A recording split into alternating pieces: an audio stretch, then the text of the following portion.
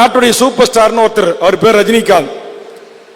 அவரு இந்த மாவட்டத்தை சேர்ந்த, இந்த தருமபுரி மாவட்டம் கிருஷ்ணகிரி மாவட்டத்தை சேர்ந்த வீரப்பனார் அவர்களை குறித்து அவர் சில வார்த்தைகளை பேசினார்.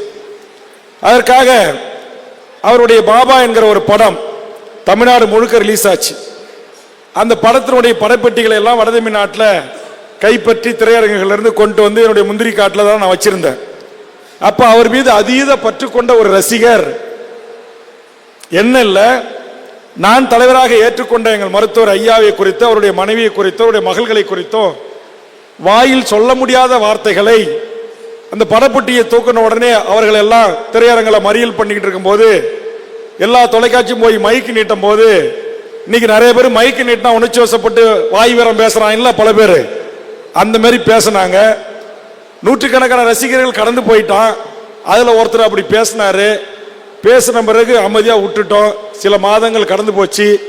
திரும்ப அவர் பேசுவதற்கு நாக்கும் இல்லை, ரெண்டு உதடும் இல்லை. ஏன்? நான் ஆம்பளை, யூடியூப் இருக்கு, கையில முகநூல் பக்கம் இருக்கு என்பதற்காக வாய்க்கு வந்ததெல்லாம் பேசினால் விளைவுகளுக்கு நான் பொறுப்பல்ல.